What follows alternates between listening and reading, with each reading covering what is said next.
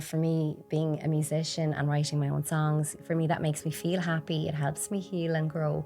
And then my purpose is by sharing it that it would also help other people to heal, going through similar situations. So most of my songs would have kind of a healing, kind of a learning or sharing kind of a thing, that it's like, okay, I've learned this about myself, or this happened to me, and maybe someone else can connect with it. Hello, my family. Thank you for staying with me. I'm Tanya Corless. Today, a very dull morning in Dublin, but I have a sunshine guest. I have a talented, beautiful woman, Mairead Carroll. Good morning, Mairead. Good morning, Tanya. How are you? I'm good. How are you? I'm good. It Thank was you a long very trip much. for you? I had a nice trip. I got the train from Newbridge, where I'm Romantic. from, in Kildare, and I had a lovely walk around the city. Probably a bit further than I thought, but I'm here and I enjoyed it. Exercise is done for the day. Have my steps done for sure. Yeah. Okay, are you originally from Kildare? I'm originally from Kildare, and I was born and I've lived there all my life. I haven't lived anywhere outside of Kildare, so I'm a real Kildare woman. That's good. Yeah. So, and tell me a little bit about yourself, from how you decided to be a musician. It was in your gen, it was in your kind of a childhood, because you had family like that who would introduce you to music, or there was always family, or there was always music growing up in my house. Okay. So as far back as I can remember, music was there. On our many trips down to our cousin's house, the Beatles would be on, or my mum was big into like country music. So people like Irish musicians like Susan McCann and then Mary Black. There was Christy Moore playing, and along with the Beatles and Michael Jackson. But I suppose I remember the very first time music made me cry, and looking back, how at a young age I really felt, music, how it could kind of make me feel something more than what was going on around me. So I remember hearing Puff the Magic Dragon, and I was probably about 5, and I remember just going on this journey with this dragon and his friend, and just I was devastated at the end of it. Like, I just really felt, and I could feel empathy probably for the first time. So I suppose really music for me was mostly fun, and I did Irish dancing, so music would have been there for that. And I didn't actually really get into music as performing until I was about 18. I took up the fiddle, so it was quite late enough, and but I just loved playing in sessions locally and around the country, and it was always for fun, really, up until a few years ago. It's still fun, but it's kind of changed, and something I'm pursuing. I suppose fast forward to COVID times, I suppose, that's when things change, in that up to that point, music was always something I did at the weekends after a busy week at work. So music was always like an outlet for me, just, for fun, making friends, learning tunes, and like just the fun of it, really. But I suppose what happened was, when COVID came, the music stopped everywhere, and I was at home. And at the time, I wasn't really on social media, even at that time, because I was working as a psychotherapist. That was my day job. And I just always kind of just shied away from social media in general. And it was then friends said, why don't you just go on Facebook or Instagram and do something to keep the music going. But at that time, I suppose I wasn't able to see my clients because I was working mostly with younger people. So there was a few weeks where it was the first time in all my life that I hadn't worked, because my background was my parents had a green grocery shop. So born into retail, like Saturdays and holidays were always worked. Always from the age of 13, that was me working, and I was had left school at 16, working full time. So my background was very much work. Music was there in the background, but it wasn't the first. Yeah. So but I suppose coming back to not being able to work, it was the first time I had time for myself, to sit and think about running and racing. And that's when poetry came, and that's when my own music came. So I actually sang my first song that I wrote the week lockdown came, and it was my very first song. I'd written it literally that week, and then I was left with, oh my goodness, I'm a singer-songwriter now, and there's no music. And I there was times I just didn't know when it was going to return. So for me, it was keeping it going and posting a little video on on Instagram once a week, just trying to brush the hair and get the kids and dogs quiet for an hour to share something. And I think that gave me a platform to, build up my own confidence. Yeah. In the music. And introduce you in the public. Yeah. So what is the name of the song, the first song that you write? The very first song that I wrote was called Can I Say I Love You One More Time? And this brings me back to my brother John, who was 13 when he died. And actually his birthday, he's 20 years past. So his birthday is in July on the 7th. So I suppose that song was about the day before he died. And it's about love, not to worry about tomorrow. So if you've a loved one that's sick, just enjoy the moment. So it just captures those lovely moments we had where we were praying and singing together in Crumlin Hospital. And so I could sing a little bit of it for you if you like.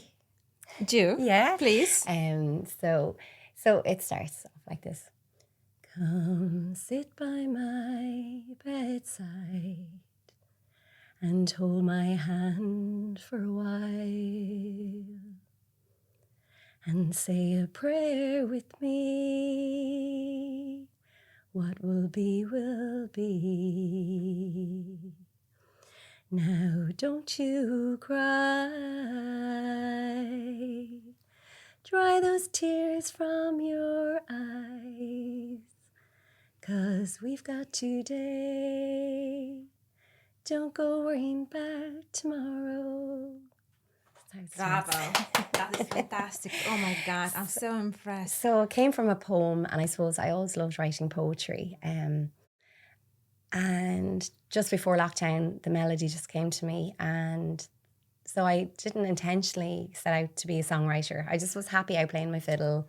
But when the melody came and I had my first song and I sang it, I just loved it so much that it just opened up a whole new world. And that's where I started thinking about what I'd like to do going forward as well with my music.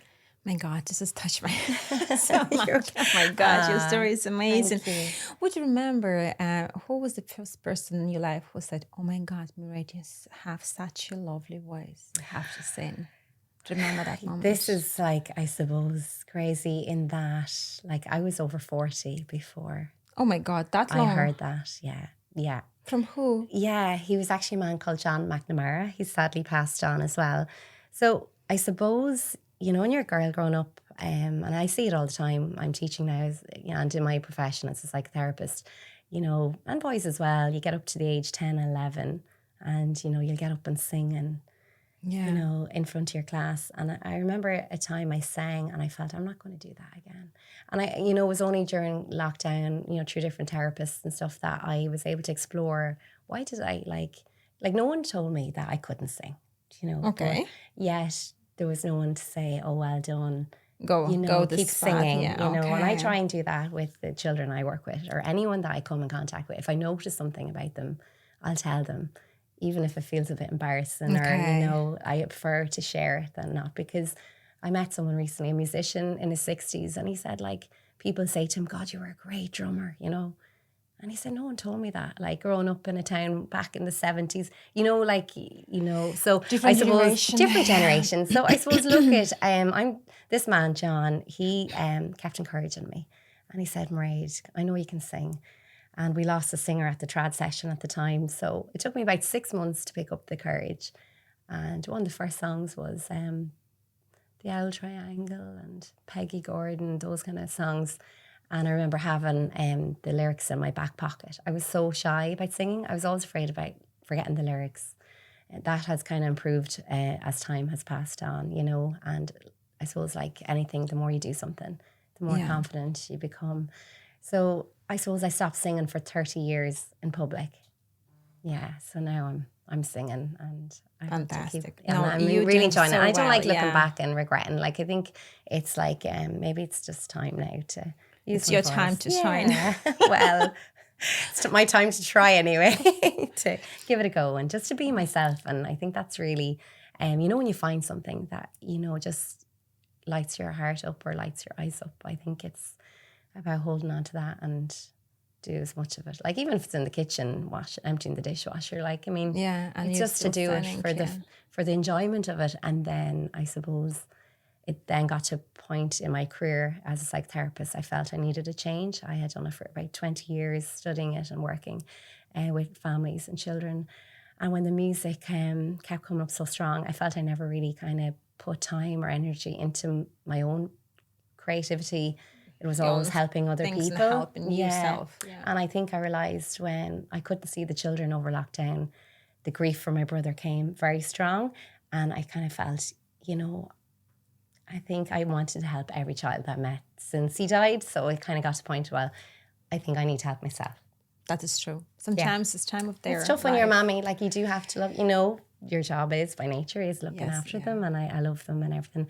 But I suppose there is a part where you do get to an age, and a few, like another very close friend, and my sister-in-law died as well a year and a half ago. And I suppose when things happen, and she was like my age, you kind of go, do you know what? If not now, when? That's true. It's about taking those little steps every day, coming here today, getting on the train and coming up and... Well done. doing all the things that feel like the right thing. I always feel what feels right. And so far, I feel I'm on the right path, even if I get lost on my way.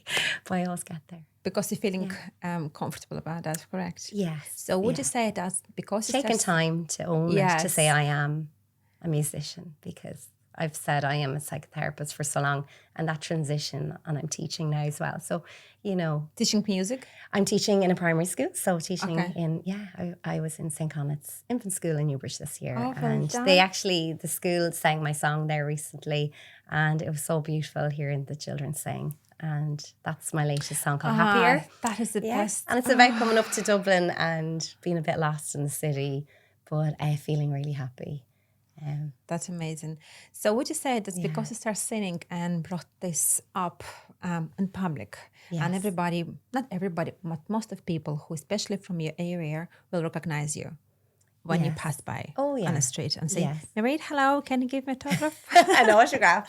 I think, I don't know about where you're from, but like in Kildare, like you wouldn't get too many compliments now. They wouldn't be like if anything, they'd probably slag you. But I know people have been good. The children have been amazing. Like the song Happier, my recent song, has received great airplay on BBC in Scotland and RT1. But for me, I suppose when I'm outside with the kids and they come up and they sing my song, so it's not just a monetary thing, which it would be lovely, obviously, to earn more from the music, because I've put in so much time and energy into it. Yeah. But it takes time. But it's not just that. It's not about making it. It's just about being myself and expressing myself. It's going naturally, and hopefully it'll expand. Like ideally, I'd love my music to be on film. I'm beginning to write a musical as well. So I feel all my songs are telling a story. I really don't know how it's all going to come together, but I'm just following the steps. Yeah. Well done. Thank you. That's a good plan. It's going to be a long kind of a long journey. Okay, so because you start being known in public, it's give you confidence, or it's tried a little bit kind of you become more shy? Which way you start feeling about yourself more? Yeah, that's an interesting one, because I feel, putting yourself out there as an artist, you are, sharing your heart and soul, and at times that can be vulnerable. And there's times I feel confident, and there are other times I don't feel so confident, So I suppose like anyone, you get up some days and you feel great, but sometimes I probably feel I'm a little bit shyer, because now that I'm kind of, you feel you have to fit a certain norm sometimes. Okay. Whereas when I was during COVID, it was just me in my room, and I didn't really know the outside world. So I suppose that's for me to develop that, to be more, myself and authentic. And sometimes like sharing on, to say, even social media, like there's a time and a place for, I like to go to therapy, or I like to work on myself before I'm too vulnerable on stage, But I do feel there is a place for everything, every feeling. And sometimes I go and I do a gig, and the song I wrote for my brother, I could get upset singing it, because... But it's normal, it's your memories. But I like to be as real as I can, And hopefully that's something I'll continue to work on. And music helps me, the songs, even my next song that I'm writing is, and I will share this for the first time. Okay, go I on. have Exclusive. exclusive. I have ADHD, which I only kind of, was diagnosed about a year and a half ago. Okay. And so that's like another part of the, me being myself and being more authentic in how I present myself through my art and music. And so I suppose that brings its challenges, even like getting here and time blindness and getting lost and, and confidence. Like, people with ADHD would usually have lower self-esteem and often feel they're not reaching their potential due to kind of, going through school and, doing really well. And then maybe at the end of the year exams, the grades wouldn't show. Exactly. Yeah. So I suppose like that has been a great learning. So the last kind of year and a half, I've been kind of, processing that. And there was grief with that as well. You kind of tend to kind of look back, but the best gift it has given me is the gift of self-compassion. And so it was worth every penny. And I'm just so happy, I know. And it feels like, I'm just getting to know myself more and I understand myself better and just kind of doing things that help me. So whether it's yoga, exercise, and so the music is very important. Yeah, it's a great outlet, Could you say the hyper focus is could you say that you was working as a psychotherapist for a amount of years? Yeah. And you also to help people, especially kids, their parents, family. Yeah, and a lot of children who were neurodiverse as well. Like I would have seen it in other people, but I suppose it's often with girls, I would have masked. Like for me, it was like, oh my God, like I'm trained in this. And, as in, I would have recognized it in others. But I suppose, that was hard to kind of, that it took me this long to. But would you say that because you were a psychotherapist for a long time and you said you can recognize when you talk to people, you can see what is behind of behavior or the words. Would you say now because you recognize yourself as a musician, the songwriter, singer, poet, would you say that what you're doing now, it will help as well, but on a different angle? One person listen to your music, try to listen to the words that you put in the music. Yes. The song altogether, it will heal them as well from that point. Well, hopefully, I suppose for me, I find writing poetry, music is healing. And for me, if I'm struggling with what's going on in the world, I will write about it. I'll write a poem and that will help me kind of process it myself. And I suppose like ADHD is a processing. Okay. It's, sometimes, so now it's making sense why sometimes it takes me time to like, if things are happening in the world, it takes me a few days to really for it to sink in. Yeah. But I suppose having ADHD and has many benefits, the creative side, being able to focus on, on things that I'm passionate about. So generally, I feel it's still hard though. I suppose like no matter what job you do, if you have some conditions, so it's a bit harder. So like me as a teacher, like that was challenging because I had to be very organized and so I suppose it was through that job that I kind of realized, I'm finding things a bit more difficult than my peers, with planning and going backwards and forwards and things. So I suppose some jobs definitely suit people with ADHD more, for sure. Like I know there's certain jobs I wouldn't apply for, like a banker or a medical secretary. So that's okay. But I suppose what's most important is to do what you love, even if it's as a hobby. And that helps. I think everyone has a creative side. I know, but when you write your songs, like example about your brother, he was kind of put you in the position, memories about him, that he was grief. Sorry, he was grief, and you wrote this song, beautiful song that you recently sing for us, and it was amazing. That's why I'm saying it's kind of a healing. It's a healing. It's a healing your pain, but that's why maybe again that the way you do in your music, your songs will be able to heal Help other others. people. Yes. And yeah, that's my plan. And I suppose that's my, that would be my purpose. So, you know, for me, being a musician and writing my own songs, for me, that makes me feel happy. It helps me heal and grow. And then my purpose is by sharing it, that it would also help other people to heal, you know, going through similar situations. So most of my songs would have kind of a healing, kind of a learning or sharing kind of a thing, that it's like, okay, I've learned this about myself, or this happened to me, and maybe someone else can connect with it in a similar way. Yeah. So that's the dream. That is brilliant. That is the dream, That's to help a great others. dream. Yeah. It's a great dream. My goodness. Yeah. And you told me that you already was trying to put your effort and time to write the musical. Yes. You know, this is So kind can of you tell only a bit- starting to come to Oh, you kind only of, just started organize it. Okay. So it's very, very early stages. And so I suppose, my dream would be to have music on a film that I would continue. Will be alive for forever. Yeah. So I suppose my project coming up is called If the Stars Could See You Now, and it kind of includes an EP, but also my upcoming podcast when that gets going. And so it's under the umbrella of about being your authentic self. And I suppose I've spent a lot of time the last year working on myself.